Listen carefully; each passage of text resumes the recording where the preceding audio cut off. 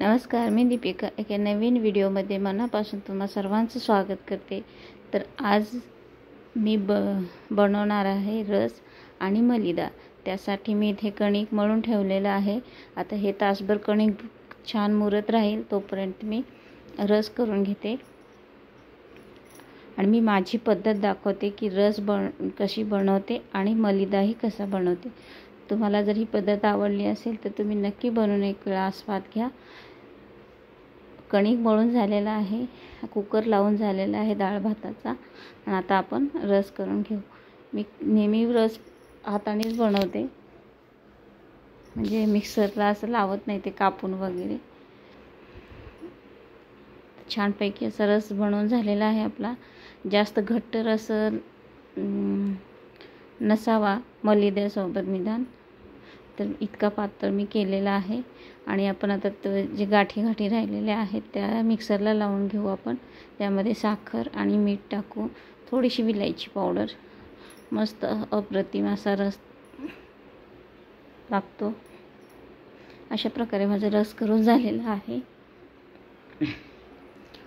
आणि आता आमटीला वरणाला फोडणी देऊन मी चपात्या करायला घेते। चपात्या केल्यानंतर मग मलिदा कसा करायचा तो सांगते। तर माझ्या चपात्या पूर्ण करून घेतल्यात मी। तुम्ही वाटलं तर तुम्ही तूप लावू शकता।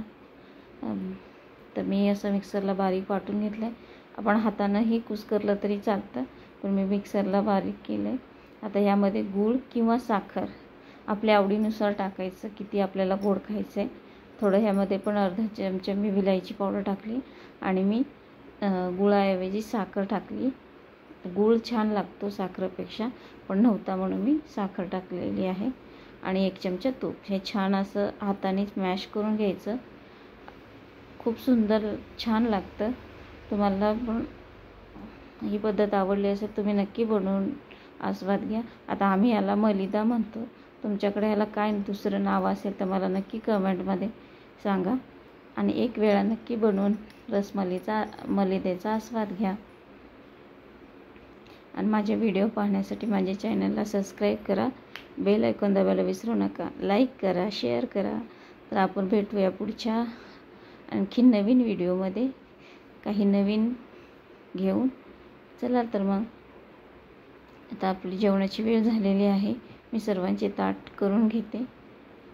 तर हे पहा, रस मलिद्याचं ताट झालेलं आहे। रस, मलिदा, वरण आणि भात। तर या तुम्ही पण जेवायला। चला आपण भेटू पुढच्या व्हिडिओमध्ये। माझा व्हिडिओ पाहिल्याबद्दल तुमचे मनापासून धन्यवाद।